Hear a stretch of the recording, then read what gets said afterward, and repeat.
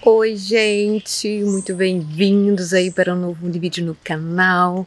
Vocês que estão assistindo nossos vídeos pela primeira vez, então eu vou te mostrar que tem bastante vídeo interessante aí no canal.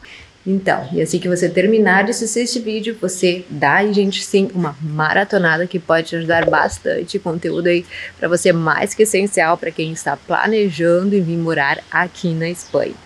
E nesse vídeo de hoje eu vou estar te contando, de certa forma, por que nós decidimos viver aqui na Espanha e não nos Estados Unidos, que é uma das perguntas e até coincidências que outras pessoas também tiveram ao estarem procurando ou escolhendo um lugar para viver. Muito legal isso. E eu estarei compartilhando com vocês, gente, 10 pontos para vocês não esquecerem de colocar aí, ó, nas suas pesquisas de países para morar, que foram alguns pontos realmente cruciais na nossa escolha entre Espanha e Estados Unidos. Alguns números com certeza já estão super desatualizados, pois essa pesquisa eu tinha feito em 2019, mas sim, são pontos, sim, como comentei, que você deve pesquisar, acredito, no meu ponto de vista, tá? E claro, sempre lembrando que terá o lado sempre bom e o lado ruim de cada país, e que cada país você vai sim encontrar dificuldades ou facilidades diferentes. Mas antes de iniciar, fique aí com algumas imagens aí maravilhosas da nossa Costa do Sol. Eu tô caminhando aqui, eu vou ver se eu consigo um lugar para parar, porque caminhar e ficar falando parece que a gente fica sem sem fôlego, tá bom? Fica aí com as imagens, roda aí.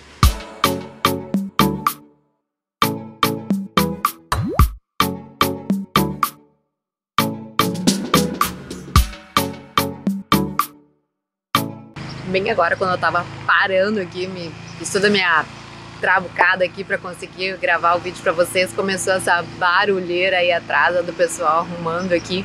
Então vamos ver se a gente vai conseguir melhorar esse som aí depois nas edições, porque tá bem forte, pelo menos aqui, o barulho para mim. Eu vou tentar também falar um pouquinho mais alto. Pelo ponto número 10, tá? Aí, entre Espanha e Estados Unidos, é o tema da gorjeta. Não foi, claro, um ponto que fizesse muita diferença para nós, mas vale a pena então comentar um pouquinho para vocês. Por exemplo, nos Estados Unidos é quase sempre, mas não é, claro, obrigatório, mas é tipo uma coisa assim de má educação que não se deixem gorjetas, por exemplo, em restaurante. E isso se deve muito por causa do salário das pessoas que trabalham nessa área. Por exemplo, enquanto que uma pessoa trabalha em, sei lá, uma oficina, um escritório, cobra tanto, por exemplo, por hora. E as pessoas que trabalham na área de restaurante, como garçons, meseiros, eles podem ganhar um valor por hora mais baixo que isso e necessitam então dessa gorjeta para completar um salário mínimo. Como eu comentei, não é obrigatório, mas tem que deixar uma gorjeta, pois tens que ajudar, de certa forma, essa pessoa que tem um salário menor. Mas entendam assim, ó, obviamente que se teu orçamento está muito limitado, como era o nosso para viajar, e está começando em um país novo e tem que sair, por exemplo, para comer, e tem que deixar 10, 15, 20% de gorjeta, já fica um pouco complicado, tá? Do contrário, aqui na Espanha, como a gente pesquisou, uma pessoa que trabalha como garçom pode sim chegar a ganhar um salário mínimo e não depende tanto das gorjetas. Aqui, claro que se tiver um bom serviço, uma boa atenção e você quer por livre e espontânea vontade deixar uma gorjeta que considere adequado, ok, ótimo. Então, ponto para a Espanha nesse requisito. Outro ponto que eu quero dizer para vocês, o próximo é o idioma. Por mais que nós estudássemos o idioma inglês e acreditássemos que dominaríamos a língua fluentemente, dava um frio sim na barriga pelo que nós líamos e pesquisávamos, e talvez não conseguir muitas vezes, tá? Falar ou se expressar ou conseguir emprego, não sei. Então, muito provavelmente também a Rafa, naquela época inicial de escola, ia sentir essa diferença nos primeiros meses de escola. Claro, não foi o maior empecilho, por isso na posição 9, mas sim, marque a presença na hora da decisão. Dica, sempre pesquise a língua falada, então, do país que quer morar. E mesmo no próprio país, por exemplo, poderá ter outros idiomas falados, como aqui na Espanha. Então, busquem um pouquinho mais a fundo na cidade em que vocês morar, porque como comentei, aqui na Espanha pode ter vários idiomas, não só o espanhol. Então, mais uma vez aqui, ponto para o espanhol, que é um pouquinho mais parecido com o português, e no caso a gente também sabia. Próximo ponto é sobre localização, transporte. Sobre a distância, por exemplo, dos Estados Unidos, a gente sabe que é um país com dimensões continentais. E, por exemplo, dirigindo 100 km, muitas vezes você nem sai do estado em que se encontra. Já na Europa, pode ser que dirigindo 100 km você já chegue em outro país ou até cruze mais de 2 fronteiras. Isso também faz, né, na verdade, com que o europeu seja mais aberto a diferentes culturas, pois ele está mais, tipo assim, acostumado com pessoas que não falam a mesma língua e não compartilham a mesma pátria. E já nos Estados Unidos, que a gente tinha lido, que muitos americanos nunca saíram dos próprios Estados Unidos.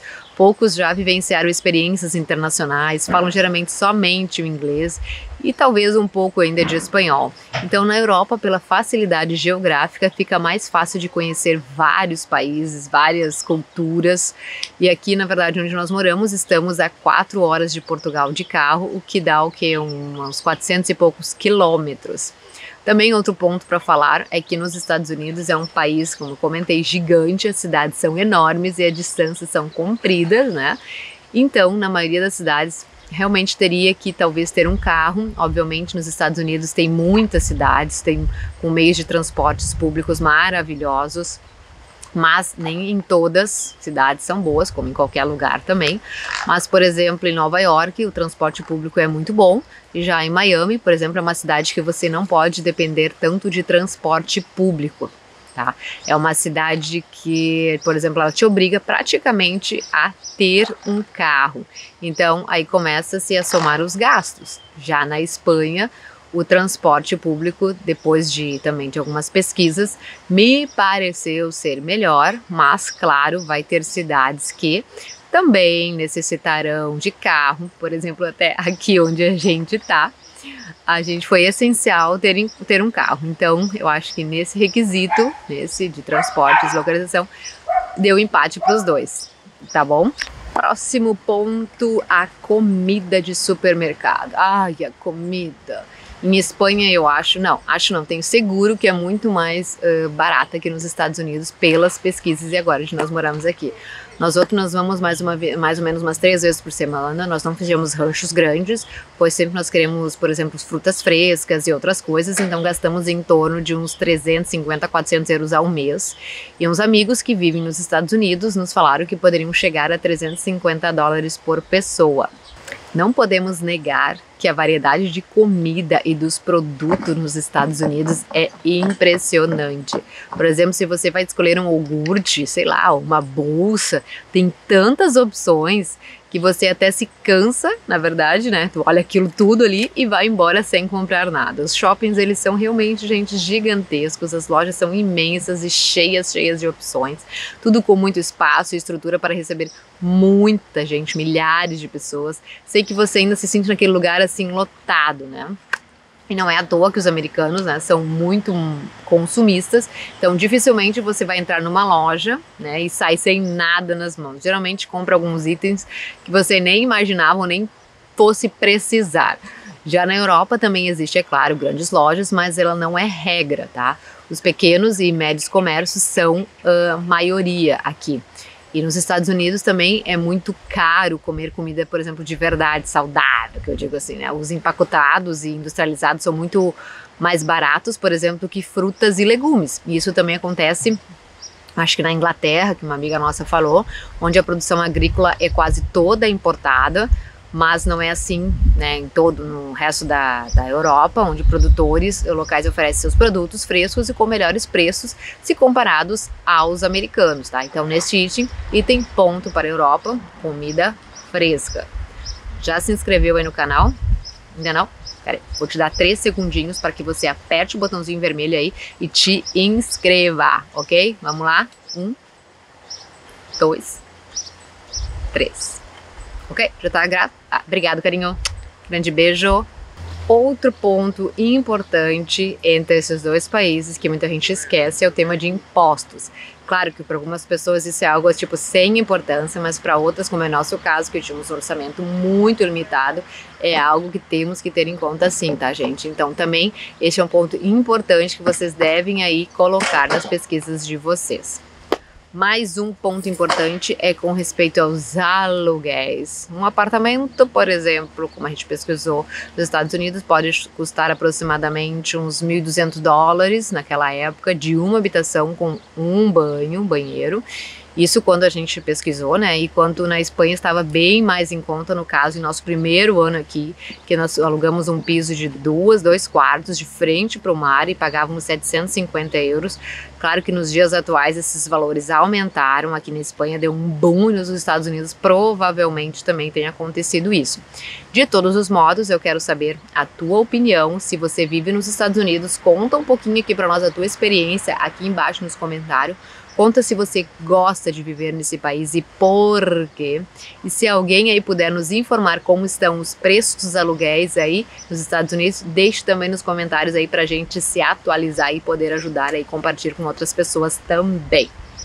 Gente, mais um ponto seria sobre saúde. O tema de saúde para nós também era muito importante. Nos Estados Unidos a gente pesquisou, teria que ter um plano de saúde médico, tirando uma média de que as pessoas nos salários que vivem nesse país, um seguro médico econômico poderia chegar entre uns $30, $50. Claro que eu não sei exatamente o que inclui esse seguro médico.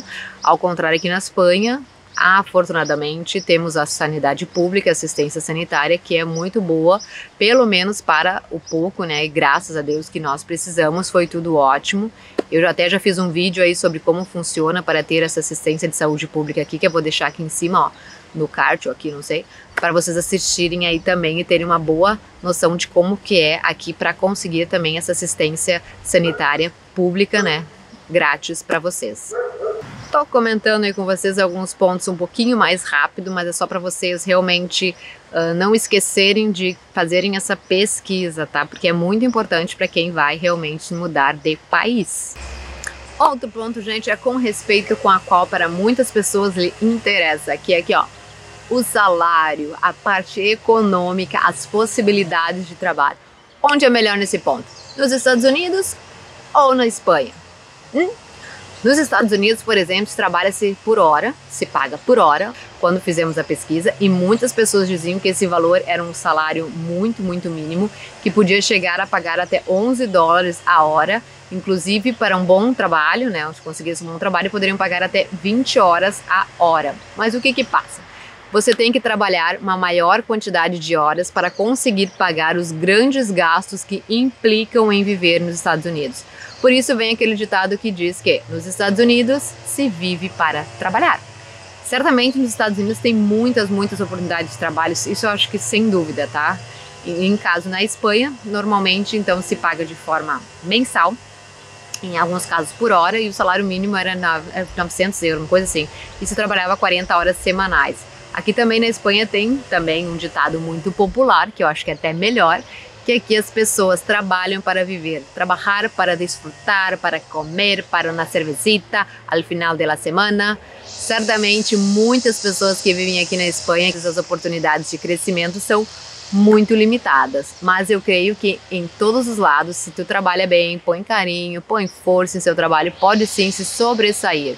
Como eu comentei, esses valores realmente, gente, foram valores da época que eu pesquisei. Favor, se alguém tem dados aí mais recentes dos Estados Unidos, aí nos atualize aqui abaixo, tá? Nos comentários. Outra coisa que eu vou perguntar, vocês notaram a diferença nos ditados? Eu vou colocar aqui do lado para vocês e vocês comentam abaixo. Aqui, dos Estados Unidos e agora aqui da Espanha. Lembrando novamente que não se baseie em números que falam, pois já deve ter diferenças para os dias de hoje. Mas sim, se baseiam, gente, em pesquisar esse ponto que é o ponto do salário, para onde vocês pretendem ir. E lembrando também que o lugar pode ter um bom salário, mas se o custo de vida for maior, vale a pena? Compensa? Pesquisem bem isso, tá? Quanto ganha? Ganha bem, mas gasta muito. Então essas são as dicas aí para as pesquisas sobre salário, tá bom? Mais um ponto aí que é a qualidade de vida. Minha opinião pessoal, vou ser assim, ó, totalmente sincera. Eu sou encantada, eu adoro, na verdade, aquele conforto americano, me encanta a variedade de produtos, de tudo que se pode conseguir nos Estados Unidos, da língua, naquelas casas enormes que eles têm aqui, porque aqui é muito mais pequeno na Espanha, mas eu acho que eu ficaria nos Estados Unidos como um lugar que eu poderia ir de férias. Pode ser que, por agora, né, não digo nunca, não se sabe o que pode passar, mas eu gosto mais do estilo de vida da Espanha, um estilo de vida europeu. A não ser que as casas são maiores lá e tem muito pátio lá, e aqui são casas ou mais pisos que não tem muita opção assim para te alugar agora, que tenha pátio onde eu gostaria mais. Eu sinto muito aqui, na verdade, que se cumpre muito o ditado que eu citei ali antes, que na Espanha se trabalha para viver, tá? Que aqui é muito comum que você, por exemplo, saia do trabalho e você vai a um lugar a bater um papo com seus amigos, a tomar uma cervejita, uma água, um sumo, alguma coisa, qualquer que seja. E eu sinto que o estilo de vida é muito mais compartilhar neste país, e isso nós gostamos muito, assim. Pode ser que nos Estados Unidos te envolvas por um povo um pouco mais ambicioso, assim, e você deixa de desfrutar certas coisas com a tua família por trabalhar para ter mais dinheiro, entendem o que eu falo? Eu não estou criticando ninguém, hein? Simplesmente que neste momento de nossas vidas, eu recomendaria a qualquer pessoa que esteja vendo esse vídeo, que vier viver na Espanha, eu digo que o melhor lugar para viver hoje seria a Espanha. E você? Eu quero saber a tua opinião. E em primeiríssimo para mim, que foi o ponto crucial, que o mais importante é estar legal, a legalidade, os documentos para estar legal em um país. Nos Estados Unidos, e não é nenhum segredo, né, para ninguém, é muito difícil, bastante complicado obter os documentos para estar de forma legal. Essa era uma das perguntas que eu e o Dico fazíamos e incluía muito esse ponto, tá? Onde era mais fácil estar legalizado? De novo, Estados Unidos, Espanha, e muitas pesquisas nos mostrou que Estados Unidos era muito complicado obter a documentação, tanto de residência como da nacionalidade. Além disso, implicava em muito dinheiro. Tinha que ter, por exemplo, um advogado que te ajude a tramitar os documentos, e um advogado inclui dinheiro. Os trâmites incluem dinheiro, e começar a tramitar os documentos, pagar esses trâmites, pagar advogado, e que ainda esses advogados eles nem te garantem que você vão conseguir a documentação. E então, já de início, precisaria ter uma carteira bastante grande, um bolsinho bastante grande aí, que tirar esse dinheiro, por exemplo, não te faria falta se caso perdesse, em caso que te disserem que não, você não foi aprovado. Mas também pesquisamos muito e muitas pessoas disseram que era mais fácil você realmente conseguir um trabalho, mesmo sendo ilegal nos Estados Unidos, do que aqui na Espanha. Mas nós não estávamos de acordo com isso, porque quando tu realmente, gente, toma a decisão de começar de novo em um outro país, é porque normalmente alguma coisa em teu país que você não gosta. Tem que ter alguma coisa. Entre elas pode ser injustiças, violências, impostos, corrupção e etc. Então nós pensávamos que se nós vamos começar do zero, teremos que ter as coisas bem resolvidas. Eu estou mais do que segura que não seria em nem um pouco bom para ninguém estar, por exemplo, em outro país e ter medo, por exemplo, que a polícia te pare, que alguém te denuncie, que realmente seja um medo, sabe, aquela coisa de todos os dias, e isso acabaria gerando mais angústia. E nós já temos, na verdade, essa certa angústia por estarmos em um novo país, por ter que conhecer as pessoas, ter que conhecer as regiões, os lugares, as leis, enfim. Isso já gera muita ansiedade. Ter mais isso é realmente... E realmente isso, até eu tirar os documentos aqui na Espanha, estar tudo legal, eu ficava realmente muito apreensiva. Eu me lembro nítido isso, pois a nossa documentação atrasou devido à pandemia. E eu ficava muito nervosa só em ver a polícia, né, se me parasse, me pedisse a minha documentação, alguma coisa, o que eu ia dizer? Meu Deus, o que eu faço? Porque já tinha passado, na verdade, os 3 meses da nossa estadia aqui, mas que depois, quando eu tinha meu documento na mão, eu queria fazer de tudo, assim, que a polícia me parasse para mim poder mostrar, tá aqui, ó, meu documento, eu tô legal aqui, sem problema nenhum, tá? Provavelmente isso pode acontecer com vocês também.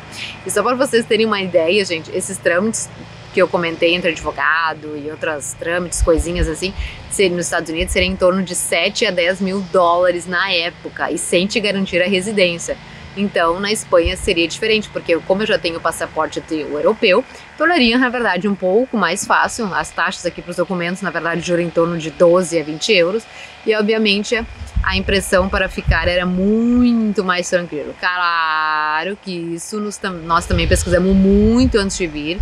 E isso teve um dos maiores pesos de prós e contras. E depois de 2 anos vivendo legal aqui no país, você pode sim solicitar também a nacionalidade espanhola. Então, nesse requisito, mais uma vez, ponto para a Espanha, e que foi a nossa decisão, na verdade, final. Eu espero, gente, que realmente tenha sido útil essas informações, esses pontos, que tenha te ajudado um pouco a aclarar teu panorama aí das pesquisas. E se você gostou aí, já deixa esse like aí, já se inscreve no canal, e até um próximo vídeo. Beijos!